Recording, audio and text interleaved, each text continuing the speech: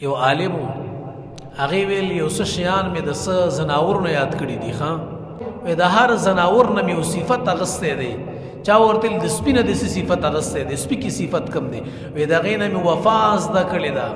ویل خنزیر نه دې کم شی زده کړی وی خنزیر نه مې دا زده کړي چې هغه سهار وختي پاسېږي او خپل کار پسې وځي اگر کنور نجس العین دی بد دی د دې وجې نه چې چا کې ښه صفت دی هغه ته والی چې بد صفت دی هغه ته نه مالی هر چیز الله دنیا کې داسې پیدا کړی دی چې په هغې کې یو نه ښه صفت خامخا موجود وي که هغه څیز هر څومره بد دی خو یو نه یو صفت پکې د کمال والا شته دی ښه که هر څومره بد دی هر څومره بد دی هر څومره بد دی او دنیا کې چې څومره شیان الله پیدا کړي نو په دې کې الله خامخا یو ښه صفت ایښی دی نو عالم وی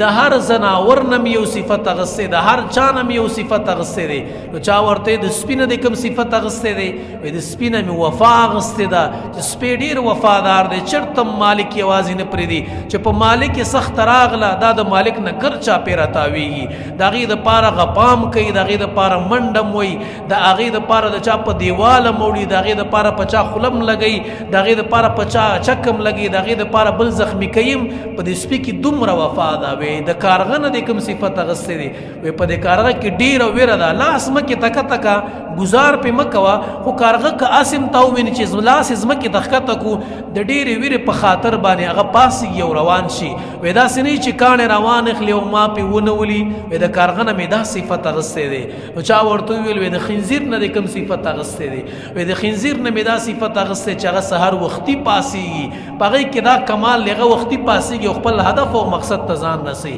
وی د پیشو نه د کوم صفت اغستی دی وی په پیشو کې دا صفت دی چې په هغې کې تمه ده په هغې کې تملق دی تا تم یوم یو چې لږه روټۍ به واچوي دی بل تم یوم یو تمه مانې مې زندګي چې څنګه به د الله نه تمه کومه څنګه به د الله نه غواړمه څنګه به د الله دربار ته راځم د پیشو نه مې دا صفت اغستی نو په هر چا کې په هر انسان او ځناور کې الله څه ناسې یو صفت ایښی دی څه ناسې یو خوبي پکې الله ایښې ده څه ناسې یو خیر پکې الله ایښې که نه وي پکې بد صفتونه دي خو یو صفت به د کمال ووینئ یو صفت به د خیر ووینئ چې هغه به با کمال وي هغه به ډېر د خیر نه ډک وي هغه به مثالي صفت وي د هغه انسان نو په هر چا کې الله یو خوبي ایښې وي په هر چا کې الله یو صفت ایښې وي د دې وجې نه د هر انسان نه بلکې د هر ځناور نه د هغې ښه صفت راوالی د چا بد صفتونو پسې مه ګرځئ د چا بد خویونو پسې مه ګرځئ چې په دې کې دا بد دی بدي د ځان پسې ده بدي د ځان پورې ده هغې کې دا ښه صفت دی دا ښه صفت په دې ځان له راوالم